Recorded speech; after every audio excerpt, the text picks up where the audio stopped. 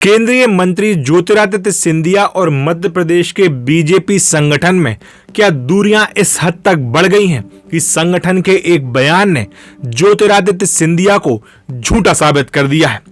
जी हां, मध्य प्रदेश प्रवास पर ग्वालियर आए सिंधिया से जब पूछा गया कि उपचुनाव में विजयपुर सीट पर जो हार हुई है बीजेपी की, उस पर आप क्या कहेंगे और आखिर वो क्यों विजयपुर उपचुनाव में प्रचार करने नहीं गए। इस पर ज्योतिरादित्य सिंधिया ने कहा कि हमें चिंतन करना होगा, यह हार चिंता की बात है, लेकिन वो प्रचार करने क्यों नहीं गए।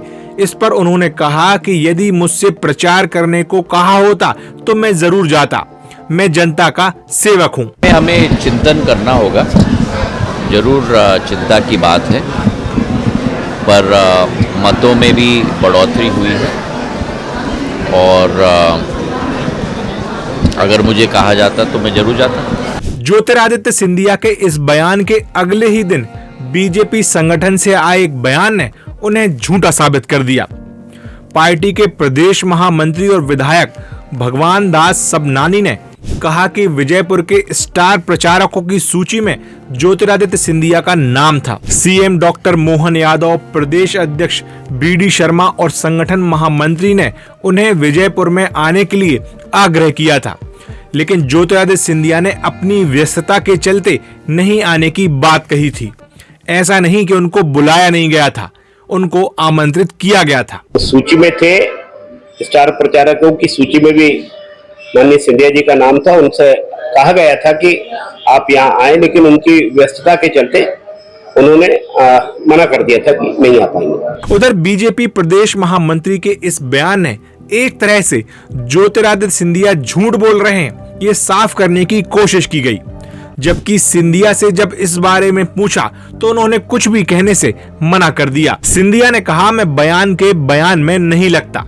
तो क्या बीजेपी प्रदेश संगठन की प्रतिक्रिया के बाद ये मान लिया जाए कि वाकई सिंधिया झूठ बोल रहे थे? क्योंकि सिंधिया के बयान के तुरंत बाद संगठन की जो प्रतिक्रिया आई है वो एकदम सिंधिया के बयान की पोल खोल रही थी। जबकि सिंधिया की बारी आई तो संगठन के बयान को खंडन करने की बजाय उन्होंने चुप रहना बेहतर समझा। बहरहाल सिंधिया और बीजेपी संगठन, इसमें कौन सच बोल रहा है और कौन झूठ, इस सवाल से ज्यादा महत्वपूर्ण सवाल ये है कि प्रदेश बीजेपी संगठन और ज्योतिरादित्य सिंधिया के बीच पिछले कुछ दिनों में दूरियां क्या वाकई इतनी बढ़ गई हैं। एक तरफ ग्वालियर में सिंधिया और नरेंद्र सिंह तोमर में पहले ही मनमुटाव की खबरें आ रही हैं। यहाँ तक कि सिंधिया गुट के सभी लोग वहां अलग थलग दिखाई दे रहे हैं। वहीं अब सिंधिया की प्रतिक्रिया के तुरंत बाद प्रदेश संगठन का इसका खंडन करना भी इशारा कर रहा है कि यहाँ भी खाई गहरी हो गई है। दिल्ली में सिंधिया के मंत्रालय और संगठन स्तर पर कामकाज बढ़िया चलने की खबरें आ रही हैं। ऐसे में ज्योतिरादित्य सिंधिया के साथ मध्य प्रदेश में जो भी हो रहा है, तो क्या अब इसके बाद यह कहा जा सकता है कि जल्द ही केंद्रीय संगठन या कोई दिल्ली का बड़ा नेता इस मामले में दखल देगा? आज ज्योतिरादित्य सिंधिया जिन हालातों से गुजर रहे हैं, जब वो कांग्रेस में थे तब भी उन्हें कुछ इसी तरह के हालातों का सामना करना पड़ता था।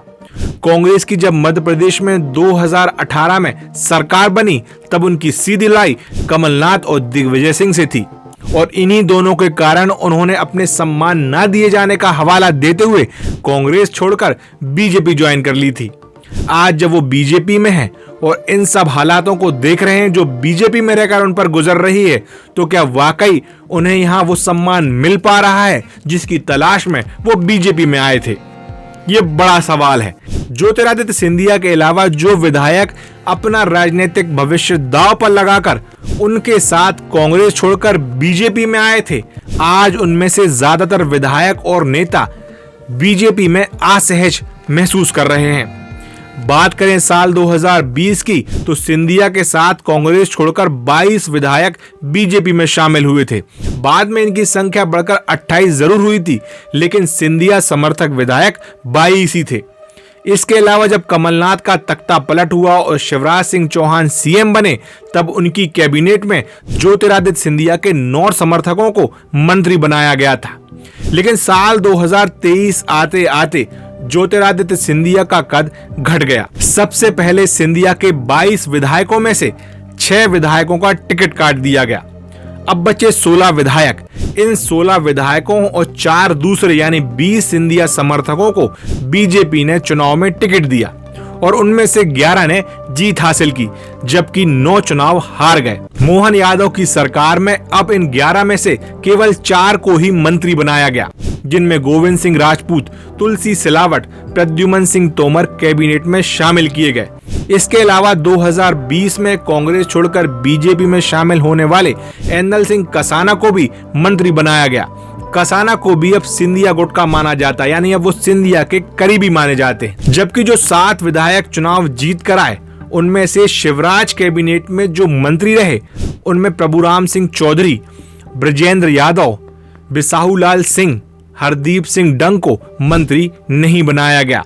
ये शिवराज कैबिनेट में मंत्री थे। आज सिंधिया के साथ जो 22 विधायक अपना राजनीतिक भविष्य दांव पर लगाकर कांग्रेस छोड़कर बीजेपी में आए थे, उनमें से 4 को छोड़ दिया जाए जो मंत्री बनाए गए हैं। बाकी के नेता आज भी अपने भविष्य को लेकर चिंतित ही होंगे।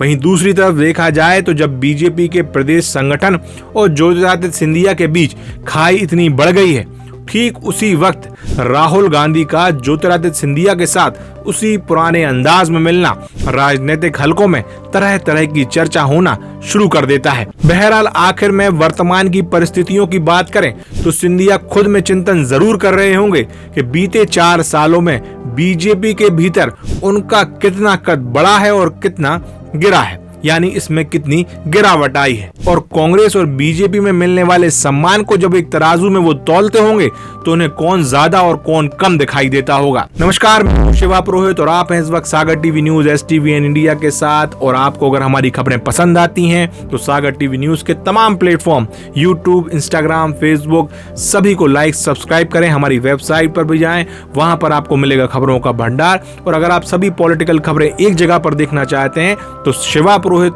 नाम से YouTube चैनल पर सर्च कीजिए, Facebook पेज पर जाइए, वहां मेरी आपको तस्वीर दिखेगी, उस चैनल को सब्सक्राइब कीजिए और आपको वहां पर सभी खबरों का खजाना मिलेगा।